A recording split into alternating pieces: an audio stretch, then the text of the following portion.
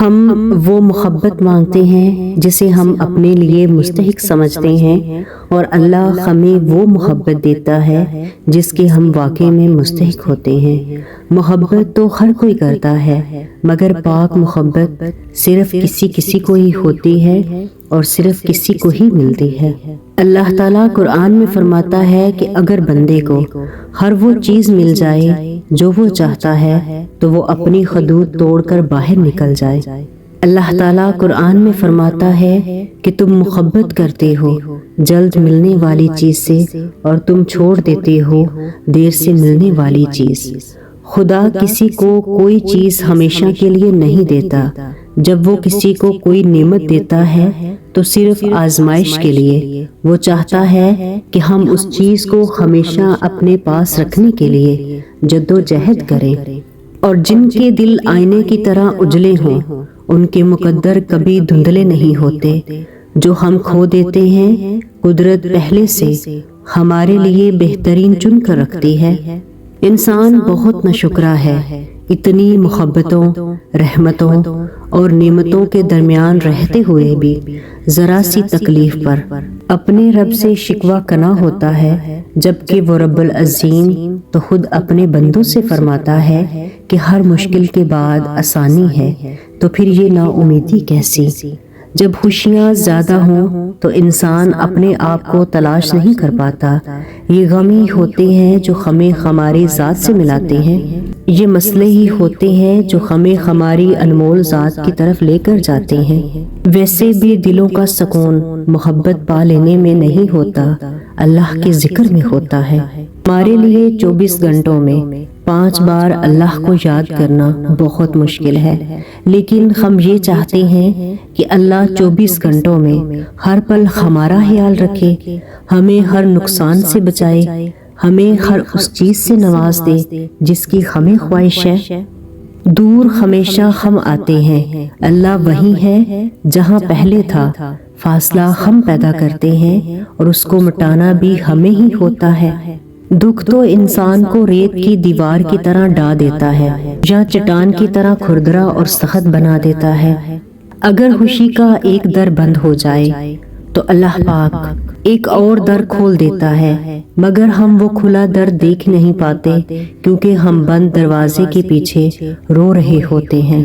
اور جو اللہ کی رسی کو تھامتے ہیں ان کی کبھی بھی سیڈ اینڈنگ نہیں ہوتی، چاہے وہ حضرت یوسف علیہ السلام کا اپنے ابو سے جدا ہونا ہو، یا حضرت موسیٰ علیہ السلام کا اپنی ماں سے، یا نبی کریم صلی اللہ علیہ وآلہ وسلم کا ہجرت ہو، یا حضرت امام حسین کی شکست ہو۔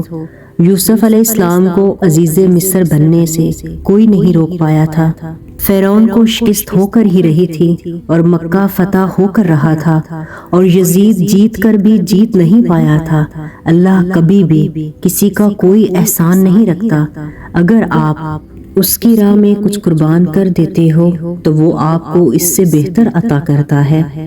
کسی انسان کا آپ کی زندگی میں آنا یا پھر آپ کی زندگی سے نکل جانا اللہ کی مرضی سے ہے۔ آنے والے اور جانے والے دونوں ہماری زندگیوں میں ہمیں کچھ سکھانے کے لیے بھیجے گئے تھے، ہم انہیں روک نہیں سکتے تھے، جیسے ہم دن کو رات میں اور رات کو دن میں داخل ہونے سے نہیں روک سکتے، ویسے ہی کسی کا ہماری زندگی میں آنا یا چلے جانا ہماری زندگی کو ترتیب میں رکھنے کے لیے ضروری ہے، سب ہماری بھلائی کے لیے ہے۔ جیسے اللہ قرآن میں فرماتا ہے، وہی داخل کرتا ہے رات کو دن میں اور وہی داخل کرتا ہے دن کو رات میں۔ تم اللہ سے اپنی بہتری کی دعا مانگا کرو، کیونکہ جب تم اللہ سے اپنی دعاؤں کی خیر طلب کرنے لگتے ہو تو اللہ تمہاری من پسند چیز سے نہ تو کبھی تمہاری آزمائش کرتا ہے اور نہ ہی تمہیں اس شے کی طلب لگاتا ہے جو تمہاری نہیں ہوتی۔ کسی کا زندگی میں آنا، چلے جانا، راتوں کو اٹھ کر رونا، چین کی نیند سو جانا، یا ایک لمحے میں ہزاروں یادوں کا بننا، اگلے لمحے ان تمام یادوں کا بکھر جانا، سب اللہ کی رضا سے ہے۔ اللہ جانتا ہے کہ میرا بندہ میری ایک آواز پر آ جائے گا اس بندے کو مجھے تھوڑی سی سختی سے اپنی طرف لانا ہوگا، تبھی وہ ہمیں زندگی کی ایسی حقیقتوں سے ملواتا ہے کہ ہم ٹوٹ جاتے ہیں، پھر اس کی طرف بھاگے چلے جاتے ہیں۔ ٹھوکر پر ٹھوکر، بار بار گرنا، یہ چوٹیں ہمیں اللہ کی طرف لے کر جاتی ہیں، لے بھی جائیں کیوں نہ، اس کی دسترس میں ہر زخم کا مرہم ہے۔ اللہ کے علاوہ کوئی ہماری تکلیف اور درد کو نہیں سمجھ سکتا۔ لوگ ہمارا رونا بھی ایک حد تک برداشت کرتے ہیں، لوگ ہمیں نارمل دیکھنا چاہتے ہیں۔ اللہ کے سوا کوئی بھی کسی انسان کے دکھ اور غم کو نہیں سمجھ سکتا۔ اللہ تمہیں تمہاری من پسند چیز کو کھو دینے کے خوف سے گزار کر اپنا آپ یاد کروانا چاہتا ہے۔ تم وہ مانگتے ہو جو تمہیں بہتر لگتا ہے، مگر اللہ ہمیشہ تمہیں وہی عطا کرے گا جو تمہارے لیے سب سے بہترین ہوگا۔ بس اس کے فیصلوں پر یقین رکھو، بے شک وہ بہترین فیصلہ ساز ہے، اور آپ کا رب بھولنے والا نہیں ہے۔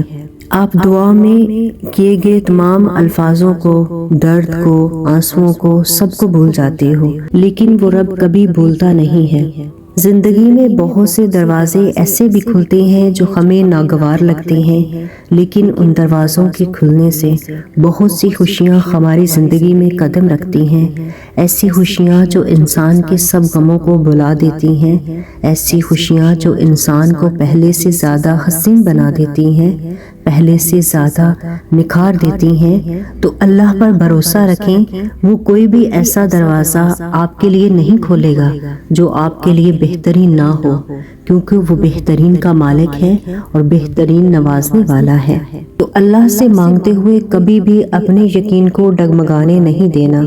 تم یقین کو اس کے سپرد کر کے دیکھنا، یقین سے کہانی کو فیکون تک پہنچانا اس کا کام ہے۔ تم بس اس کے معجزوں کا انتظار کرنا، اور تمہارے انتظار کی لذت تمہیں تمہاری منزل کا پتہ دے دے گی۔ اللہ کبھی کبھی صبر کی آخری حد تک آزماتا ہے، اور اس کے بعد صرف ایک ہی لمحہ آتا ہے، اور وہ ہے اس کے کن کا۔ اگر آپ دنیا کے رنگ میں نہیں رنگ سکتے تو خود کو بے رنگ کر لیں، کیونکہ سادگی میں سکون ہے، اور سادگی کو اپنائیں گے تو صبر اپنے آپ کو اپنا لے گا۔ اور جب تم اس کی چاہت کو اپنی چاہت بناتے ہو تو پھر ایک وقت آتا ہے جب وہ تمہاری چاہت سے تمہیں ملوا دیتا ہے۔